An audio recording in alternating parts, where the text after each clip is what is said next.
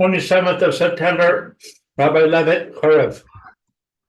Rabbi, next week, Wednesday, Erev Rosh Hashanah, Rabbi first is going to be doing the Friday schedule, starting at 9:30 to 10:30. You want to do similar? 10:30 to 11:30? Leanetter. We've also called up 2 reserve brigades that should be 3,000 to 6,000 men and women for possible invasion. Israeli IDF chief of staff. Alan, how are you? See Halevi. Morning, Alan. Good morning. Your radio on, I think. In the meantime,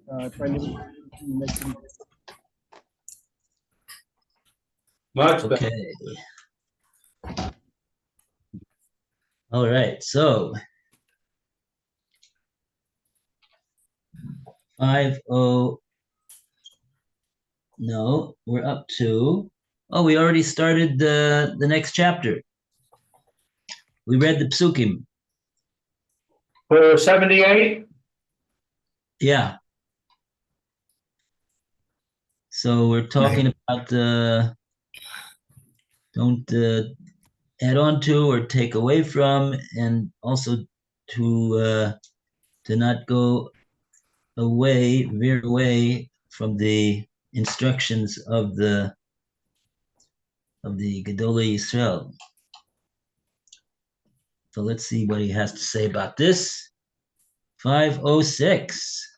And we go to Lou to start off the reading for us. Bezrat Hashem. Okay. 5:06. Page 381. Yeah. If, from example and instruction, you know the content of the Torah in which Hashem reveals your mission in life to you, as it has come down to you in writing and orally from Sinai, then perform it exactly as you find it. Do not add to it, as coming from Hashem, anything that is not designated by it as a divine utterance. And do not, in word or deed, exclude from it anything that it presents to you as the utterance of Hashem. Whatever the period or the circumstances in which you live, it is the Torah that must determine your course of life for you. You must unremittingly and continually seek to educate yourself up to it, but you must not trim its sublime and eternal import to the measure of a dull narrow-mindedness, or put into it the opinions of man as the utterance of Hashem. Carry it out wholly, and in carrying it out, do so according to the regulations which it contains in itself for this purpose, nothing more nor less. For it is truth and life only just as it is, and radiates truth and life only just as it is. Hold fast to it. Be just as particular in carrying out what the legal authorities of Israel, whom Hashem has appointed as representatives of the law and as supervisors of its observance, have ordained for ensuring and promoting that observance according to their divinely assigned duty in life. They knew life deeply, and nobly and grandly did they carry out their lofty task.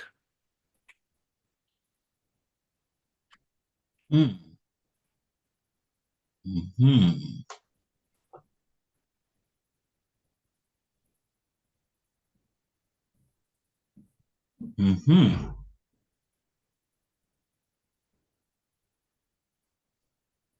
Okay.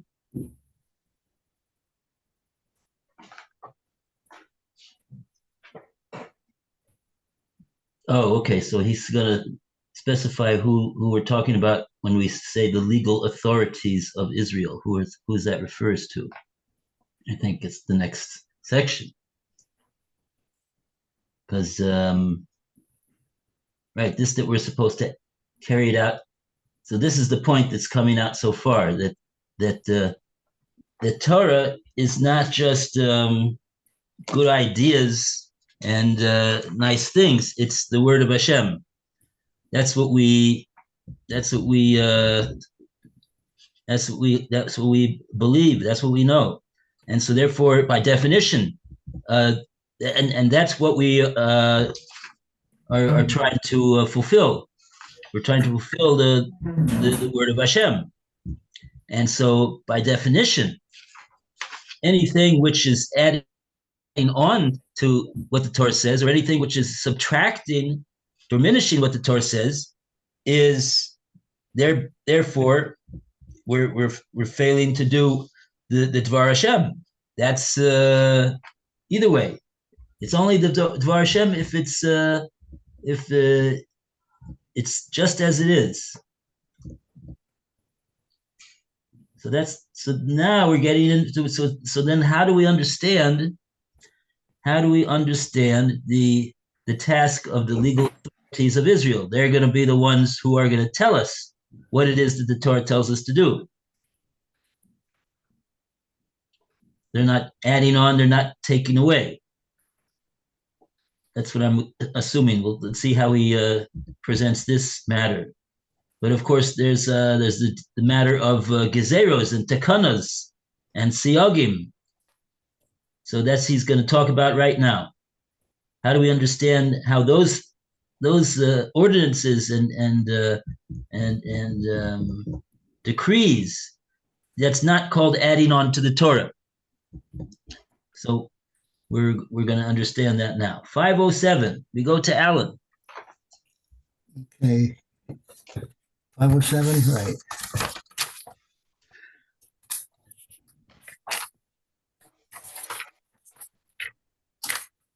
The Sanhedrin and Beth-Din, the depositories of tradition in Israel, have transmitted that tradition in various ways.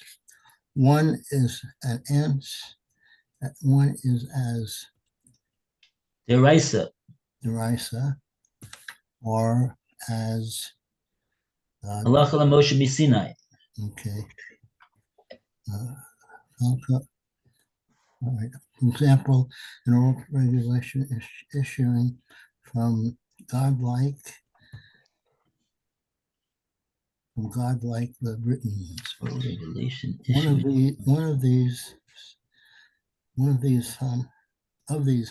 some have been indicated in the written law, also interpreted according to the rules, also handed down or orally.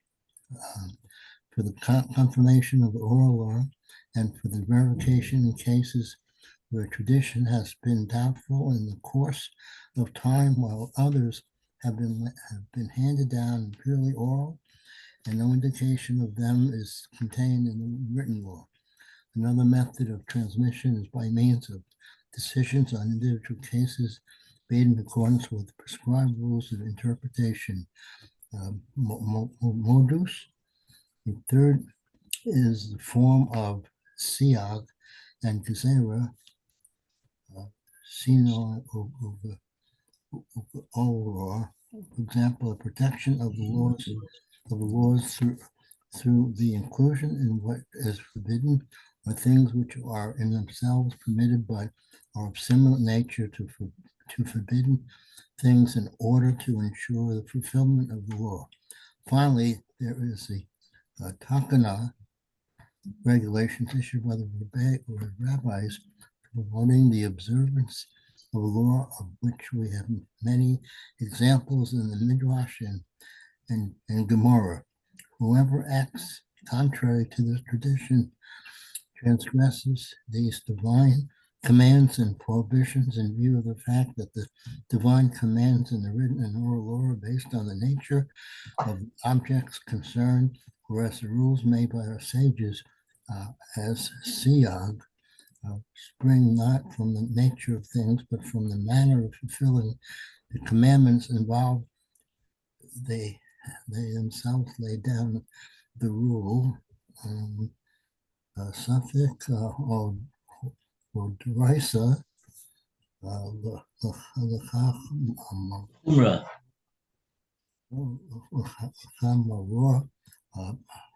pasuk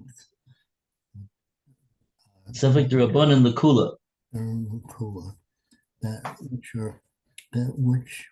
where we are in doubt about commandment of the law, we take the more stringent view. But in the cases where we're in doubt about the commandment of the rabbis, we take the more lenient view, the reason being that in the first case, the chances of transgressing or not transgressing some point substance equal, but not in the second case. See paragraph 479. Of these four divisions of the oral law, one can. Oh, that's a different chapter. There's a different section, 508. 508, right, okay. Okay, so that's the difference between what the rabbis made these different decrees and ordinances and enactments. There's three different ones. There's siag, there's gezerah, there's takana. And so the point is what he's saying is they do not constitute a adding on to the Torah or taking away from the Torah. Chas v'shalom, that would be usher to do. But what they are doing is they are making a fence around the Torah to protect that the actual words of the Torah do not get violated. Okay, right, you too. Okay. How's everybody? How's everyone? Good. Good. Okay, same here. Okay, bye. Rabbi, what is a siag? It's an Aramaic word which means a fence. Literally, it means fence in Aramaic. Okay. And how does that differ from a gezerah or a takana? So takana is like the word takana comes from the word letaken, to fix up something. So the Chazal saw that there was a certain situation that was going on that they needed to fix things up. And a common example is it's called the takana for tikkun olam, for the betterment of society, so to speak. So that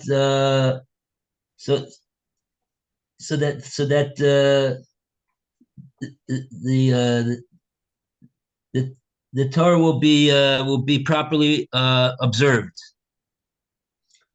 But it's not the idea to institute something in addition to what the Torah says. We're going to add on to what the Torah says. We're simply making a takana in order to fix up a certain situation that's going on, which is interfering with the proper observance of the Torah. So it's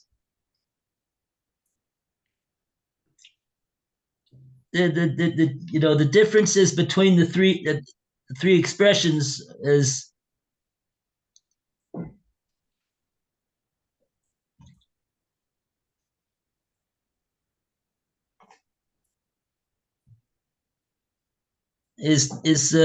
sometimes not so easy to see what the exact difference is between them. Generally, a gezerah is that they're going to tell you, don't do the following thing. even though the Torah allows it to be done, but don't do this, don't do this. But it's not called adding on to the Torah. It's protecting that the Torah shouldn't be violated. The Torah itself shouldn't be violated. A lot of the prohibitions of Chazal in regard to Shabbos observance, they're called gezeras to make sure that and the whole point is that the deraisas, the malachas deraisas, the 39 malachas deraisas should not be violated. So so with that in mind, that's not called adding on to the Torah. Rashi says in the pasuk, on this pasuk that Rav Hirsch quoted in the beginning of the chapter, he quoted the pasuk of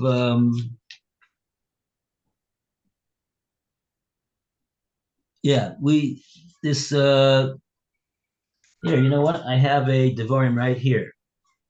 So let's take a look at this pasuk. It's Devarim 13, verse 1. What was the verse again? Pasuk Aleph.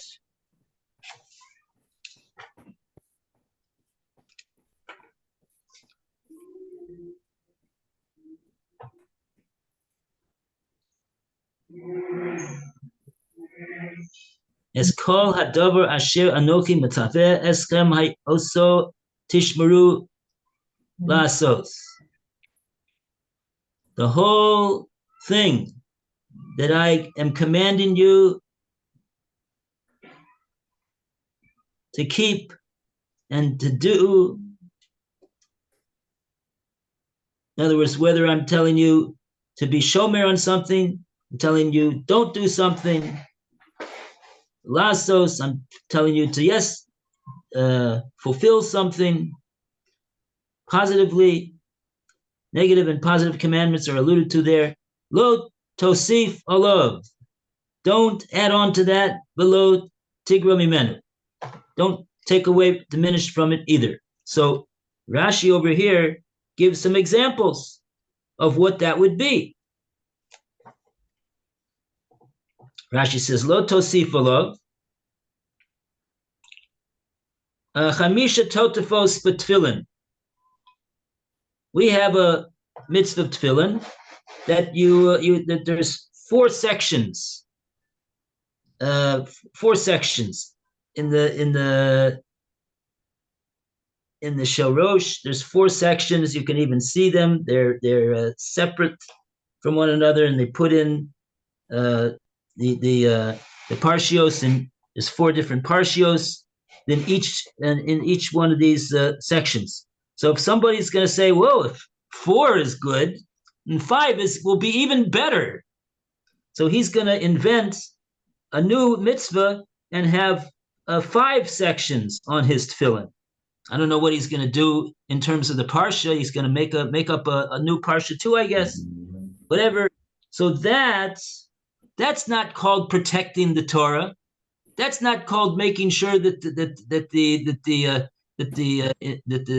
the society is a place where the Torah can be Torah can be fulfilled. The Torah says put on tefillin, but that's not tefillin.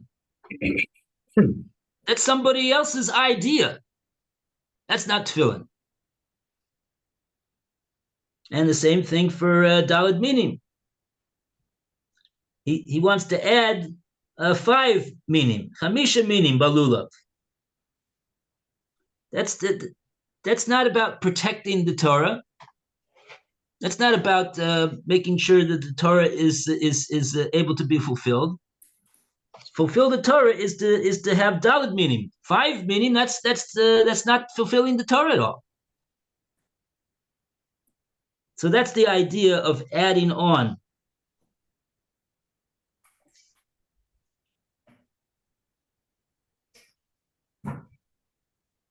Okay.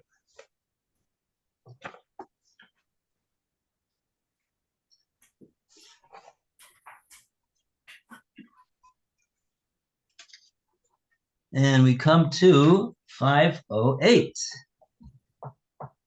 508 is the very top of page 383. Of these four divisions of the oral law, two can under certain conditions be subject to alteration. What four divisions was he talking about? Siag, Gezerah, Takana, that's three.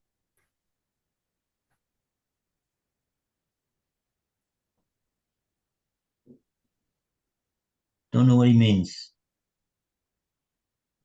Did he mention four things anywhere? That there's four things? I don't think so. Okay. I'm not clear what he means either. Four divisions of the oral law. Okay. Okay. So let's see. So he says they can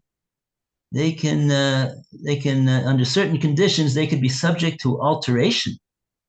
Okay. Let's see how that works.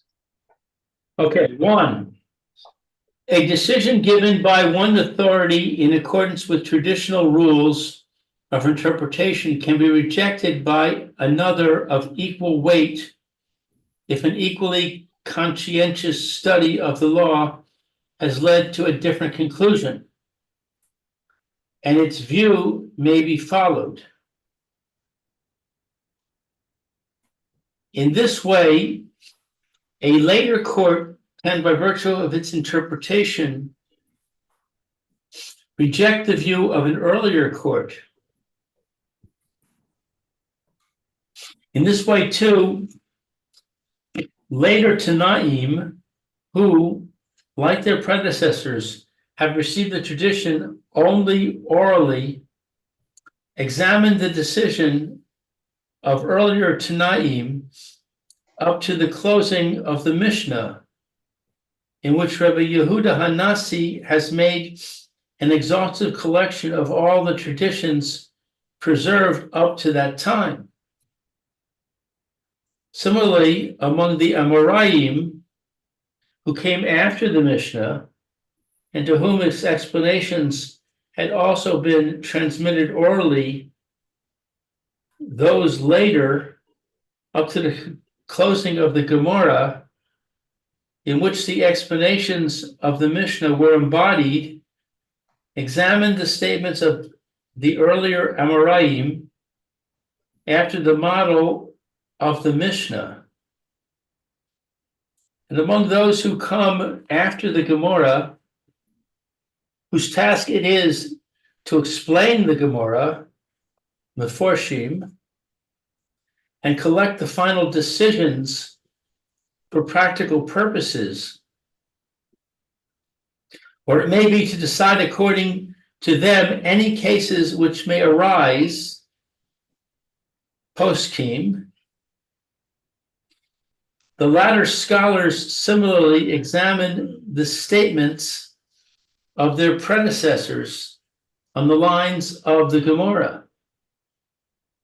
And if, after conscientious research in the Gemara, they find them contrary to the sense of the Gemara, they can, under certain conditions, reject them, and their decision is binding.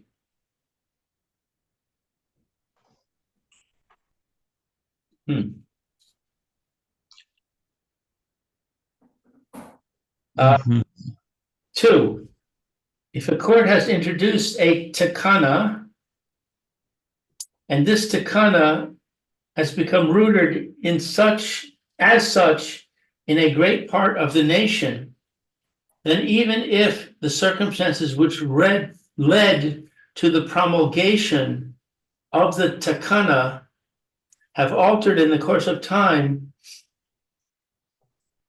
It can be annulled only by a court which in the number and wisdom of its members is superior to the earlier court which introduced it.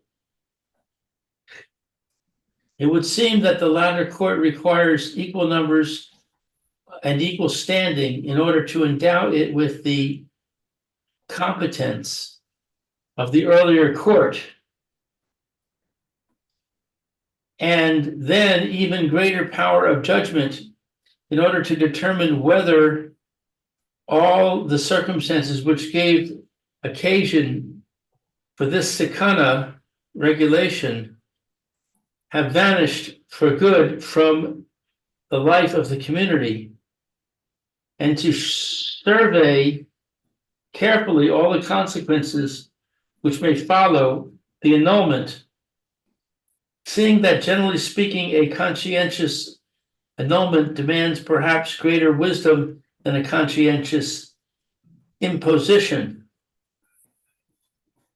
A regulation, however, which has been laid down by a court as a siag to reinforce the observance of the law, and as such has become part of the life of the great majority of the nation, cannot be annulled by any later court, however superior it may be.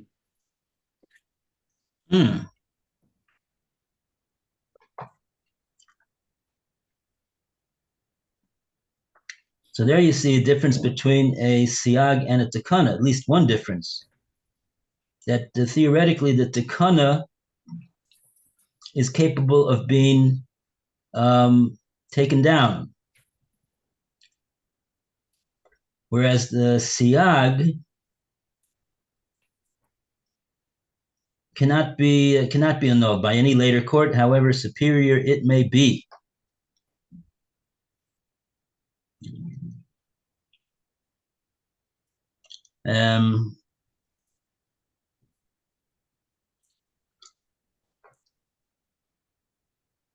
He didn't get into the question of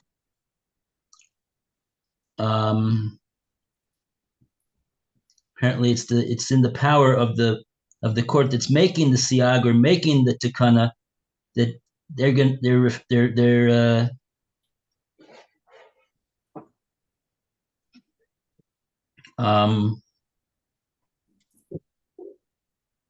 well,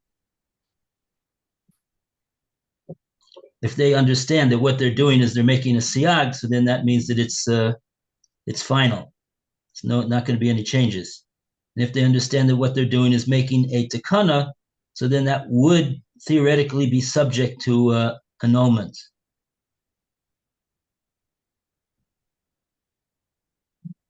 Okay.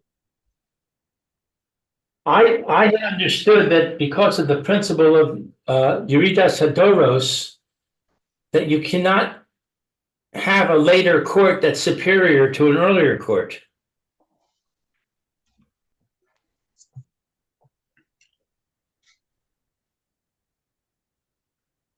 Yeah.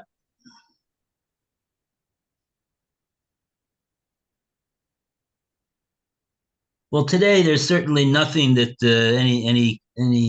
there is no court that would be so brazen to take down something that was instituted by and basically what we're talking here is we're talking about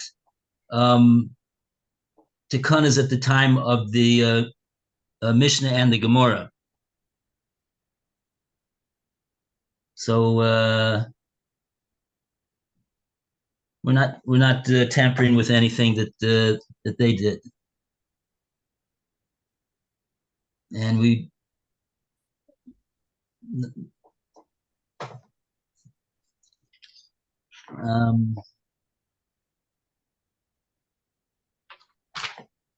yeah.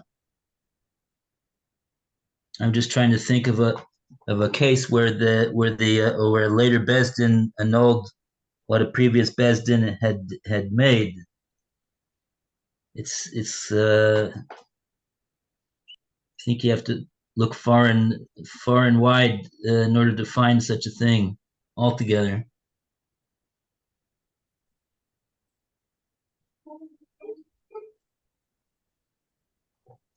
Okay. 509. We have time for 509. Yes, yeah, this was in. Alan. We're on the strength of his own preference, judgment. 509, okay.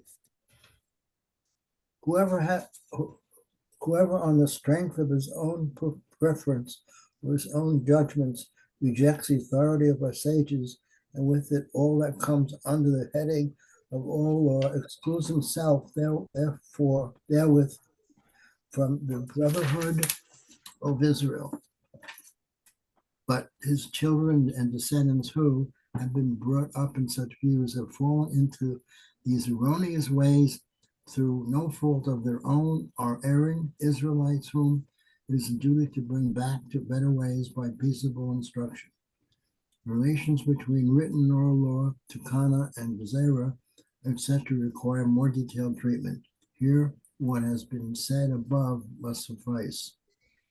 Every Jewish community has the right and duty to lay down such regulations as will ensure and promote the observance of the Torah in its midst, and these communal regulations, provided they have this object and as ancillary to the Torah, conform to the prescriptions of the law, must be followed by you unconditionally so long as you live in its midst. We have dealt above the Takana and Gezerah, for example, with regulations which owe their origin to the authority of the rabbis on minhagim, customs, for example, the obligations which have been implanted in the nation without any rabbinical injunction. See, under vows, is doubtful. In all doubtful cases, consult a scholar who, in virtue of his knowledge of the law and is recognized conformity to it, is qualified to give a decision. If therefore you recognize him on account of his knowledge and his character as faithful as one of the law, follow his decision and turn aside neither to the right or to the left. Mm-hmm. Okay, very good. So that's the story. Thank you, Rabbi. Okay, all the best, everybody. Have a wonderful Shabbos to Lou and to Alan. Okay, thank you. And refuah shlema to Roy and his Yes. wife and everybody else in Klal Yisrael. Baruch v'atzlacha. Yeah, Roy should be coming home today. Oh, good. That's what we heard last night, so Bezrat Hashem. we'll see. Good. So we'll look forward to seeing him very soon. Have a good Shabbos, Rabbi. Have a good Shabbos, Alan. Shabbos. Good Shabbos. Good Shabbos, Lou. Good Shabbos, Alan.